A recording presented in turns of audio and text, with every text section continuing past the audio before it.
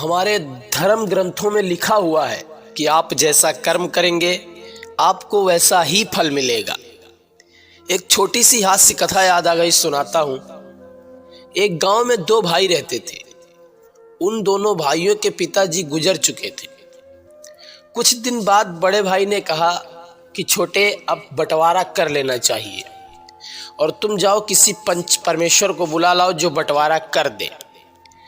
छोटा बोला, भैया किसी को बुलाने की जरूरत नहीं है, आप जैसा बंटवारा करेंगे मुझे वैसा वो बंटवारा मंजूर होगा। अच्छा, बड़ा भाई जो था ना, वो बहुत चालाक था।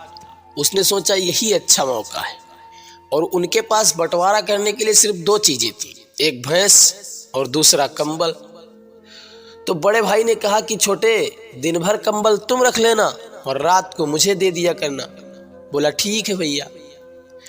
बोले भैंस के आगे का हिस्सा तुम्हारा और पीछे का हिस्सा मेरा। छोटा बोला ठीक है भैया। अब दिन भर कंबल की जरूरत पड़ती नहीं, छोटा दिन भर कंबल रखा रहे और शाम को बड़ा भाई कंबल लेके चला जाए और रात को अच्छे से तान के सोए।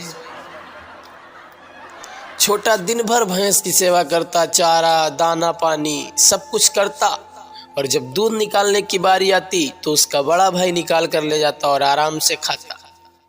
यह सब कुछ दिन चला। फिर छोटा परेशान हो गया कि ऐसा ही कब तक चलता रहेगा।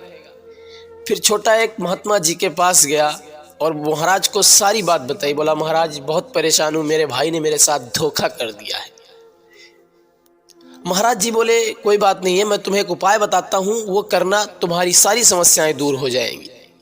तुम्हें करना यह है कि तुम दिन भर कंबल अपने पास रखना, लेकिन शाम को देने से पहले उसे गीला कर देना, पानी से भिगो देना। और भैंस को तुम दिन भर सेवा पानी करो, लेकिन शाम को जैसे ही तुम्हारा भाई दूध निकालने बैठे तुम डंडा लेकर आगे से खड़े हो जाना और भैंस को डराना शुरू कर देना। शाम को बड़ा भाई कंबल लेने आया तो छोटे भाई ने उसे गीला कंबल दे दिया। तो बड़ा भाई बोला, ये तुमने क्या किया? बोले, भैया दिन का कंबल मेरा है और दिन में मैं इस कंबल के साथ कुछ भी कर सकता हूं। अब बारी आई भैंस की। तो जैसे ही बड़ा भाई भैंस का दूध निकालने बैठा, छोटा डंडा लेकर भैंस को डराने लगा। अब भैंस एक दर पे रुक नहीं रही। तो बड़ा भाई बोला, तुम ये क्या कर रहे हो? तो बोला, देखो भैया, मैं अपने हिस्से में कुछ भी करूं उससे आपको दिक्कत नहीं होनी चाहिए, और आप अपने हिस्से में कुछ भी करें उससे मुझे कोई दिक्कत नहीं है। इसलिए आप अपने हिस्से में करिए, मैं अपने हिस्से में करता हूं। कहने का मतलब यह है कि जैसा कर्म करोगे वैसा ही फल मिलेगा।